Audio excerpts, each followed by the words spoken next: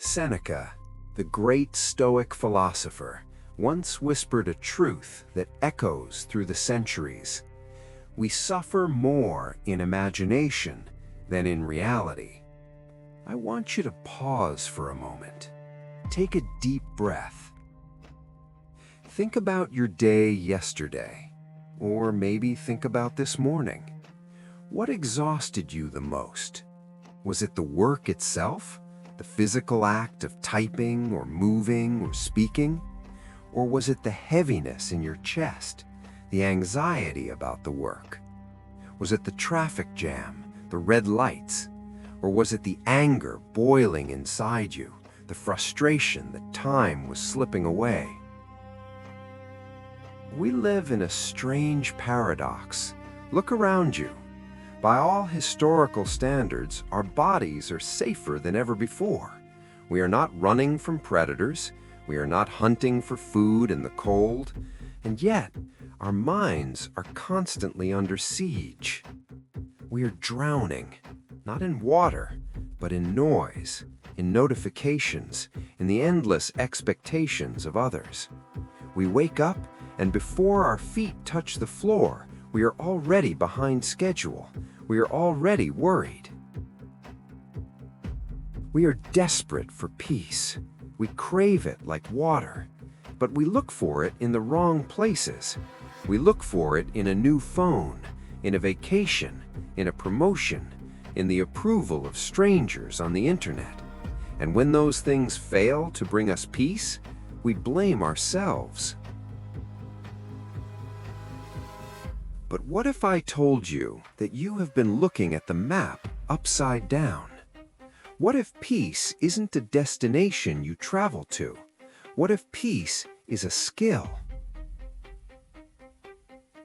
A skill that was forged in the fires of ancient Greece and Rome. A skill mastered by slaves, by emperors, and by merchants who lost everything. They knew something we have forgotten. They knew how to build an inner fortress, a place where the chaos of the world could not enter. Welcome to Solura Tales. In the time we share today, we are going to rebuild that fortress within you. I will walk you through 3 distinct chapters. First, we will stand on the shores of Athens with a merchant who watched his life crumble and found the strength to smile. Second, we will stand in the heat of a chemical fire with Thomas Edison to learn the art of Amor Fati, loving your fate. And finally, we will not just listen, we will practice. I will guide you through a deep mental exercise called the view from above to physically lift the weight off your shoulders. So here is my invitation to you. Stop multitasking. Put down the phone, close the other tabs. Consider this video a sanctuary. For the next 20 minutes, you have no obligations. You have nowhere to be. You don't need to do anything. Just listen. Give yourself permission to simply be. Let's travel back in time, over 2,000 years ago, around 300 BC. Imagine a man named Zeno. He wasn't a philosopher yet. He didn't have a beard or wear a robe. He was a merchant, a businessman, and a very successful one.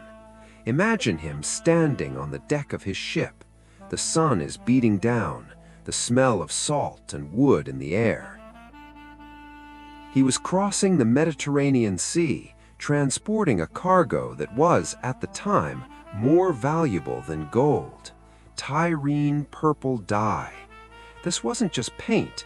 This was the blood of sea snails, extracted painfully by hand, drop by drop. It was the color of kings, the currency of power.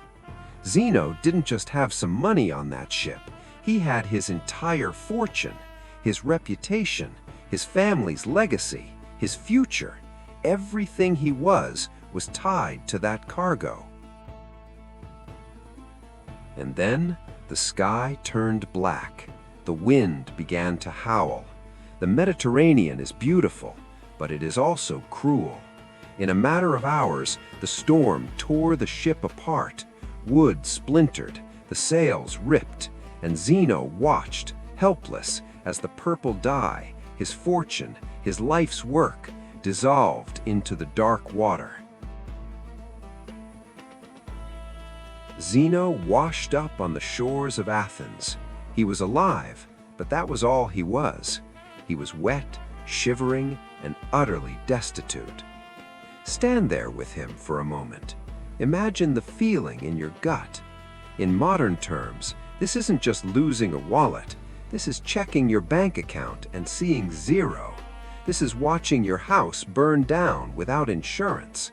This is 30 years of hard work gone in an afternoon. Most men would have screamed. Many would have walked back into the ocean to end it all. Because when we lose our stuff, we feel like we lose ourself. But Zeno did something strange. He didn't scream, he didn't beg, he shook off the water. He walked into the city of Athens. He wandered into a small bookstore, and there he picked up a book by Socrates. He began to read. He read about the human soul. He read about virtue. He read about the idea that a man's worth is not in what he owns, but in who he is. He became so absorbed in these ideas that he forgot he was a beggar. He forgot he was hungry. Years later, when Zeno was an old man, a famous teacher, he looked back on that tragic day, and he said something that should stop us in our tracks. I made a prosperous voyage when I suffered shipwreck. Think about that. He didn't say, I survived the shipwreck. He said, I prospered because of it. Why? How is that possible? Because the shipwreck forced him to realize the fundamental truth of Stoicism, the dichotomy of control. Zeno realized that the cargo, the ship, the reputation, these things were never truly his. They belonged to fortune. They belonged to the sea. They were externals, things outside of his control. And because they were outside of his control, pinning his happiness to them was a trap. He realized that if your happiness depends on the stock market or the weather or the mood of your boss, you are a slave. You are a slave to anxiety. You are always one storm away from ruin. But if your happiness depends on your character, on your ability to accept what happens, then you are free. You are invincible. Even a shipwreck cannot touch the fortress of your mind. Now I know what a cynical voice in your head might be whispering. That's a beautiful story, but Zeno lived 2,000 years ago. Life was slower. He didn't have credit card debt. He didn't have a 9-to-5 job. Is this kind of calm actually possible in the modern industrial world?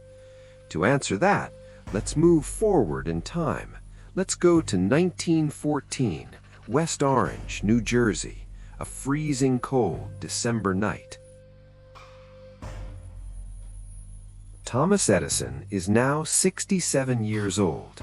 He's a legend, the man who lit up the world, the wizard of Menlo Park. But on this specific night, his world is going dark. Inside his massive laboratory complex, a chemical experiment goes wrong. An explosion rocks the ground. Within minutes, the fire spread. These weren't normal flames. Because of the chemicals, the fire burned with strange, violent colors, green and yellow flames shooting hundreds of feet into the night sky. Firefighters arrived, but the heat was too intense. They couldn't get close. Edison's life work, his prototypes, his records, his films, his expensive equipment, everything was burning to ash right in front of his eyes. At 67 years old, Most men are retiring. Edison was watching his empire turn to dust. Edison's son, Charles, was there. He ran through the smoke, frantically looking for his father. He was terrified. He thought the shock would kill the old man. He expected to find Edison weeping, or screaming in anger, or collapsed on the ground. Instead, he found Edison standing near the fire. His hands were in his pockets, his white hair was blowing in the wind, his face was glowing orange from the reflection of the flames. He looked calm, almost peaceful. He saw his son and shouted over the roar of the fire, "Charles, go get your mother and all her friends. They'll never see a fire like this again." Charles was confused. He shouted back, "What?" And Edison said, "It's all right. We've just got rid of a lot of rubbish." We just got rid of a lot of rubbish. Think about that reaction. He didn't just tolerate the disaster. He didn't just endure it. He found beauty in it. He found opportunity in it. The next morning, walking through the charred ruins, breathing in the smell of smoke and ash, Edison gathered his employees. He didn't fire them. He didn't cry. He said, "There is great value in disaster. All our mistakes are burned up. Thank God we can start anew." 3 weeks later, the factory was partially back up and running. A year later, his company made more revenue than ever before. This is what the philosopher Nietzsche called Amor Fati, a love of fate. Not just bearing what happens, but loving it. It is the mindset that says, "This happened, therefore this is exactly what I needed." It is using the fire as fuel. Now, look at your own life. Look at the things that are keeping you awake at night. Maybe your fire isn't a burning factory. Maybe it's a project you worked on for months that got rejected. Maybe it's a relationship that ended abruptly, leaving you feeling abandoned. Maybe it's a debt that feels like a mountain you can't climb. Your instinct, your biological instinct, is to scream, "Why me? This is unfair." But what if you channeled Edison? What if you looked at the wreckage of your plans and said, "Good, the mistakes are gone, the dead weight is gone. Now I can build something better"? It sounds great in theory, doesn't it? But how do you actually do that? How do you flip that switch in your brain when the panic sets in, when your heart is racing and your palms are sweating?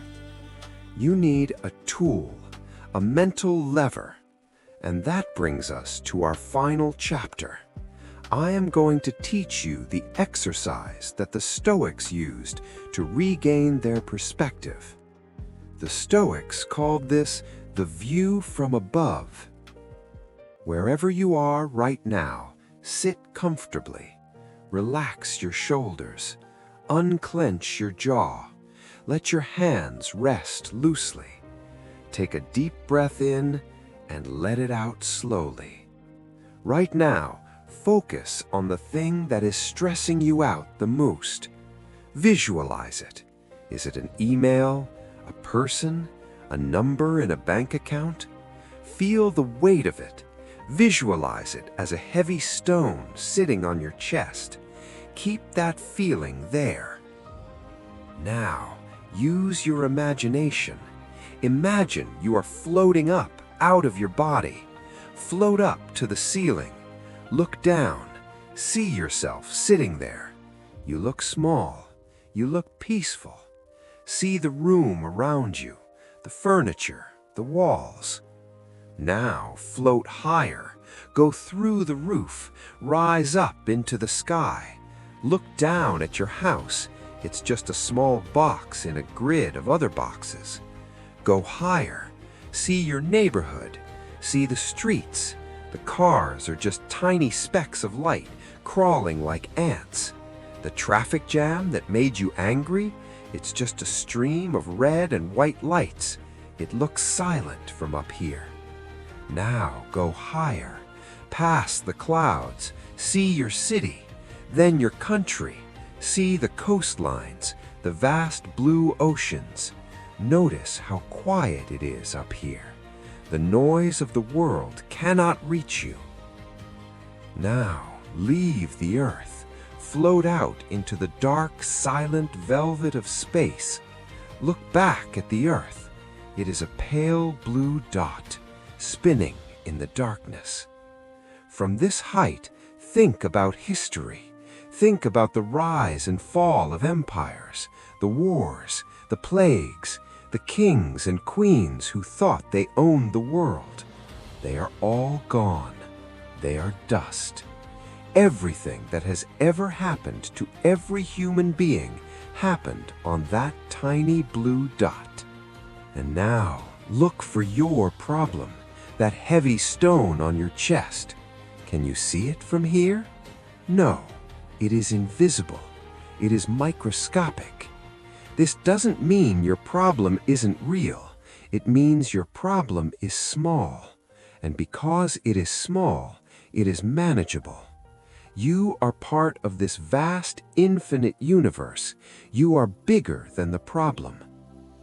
Now, slowly, start to drift back down, towards the earth, through the atmosphere, down to your country, your city, your street, back into this room, back into your body.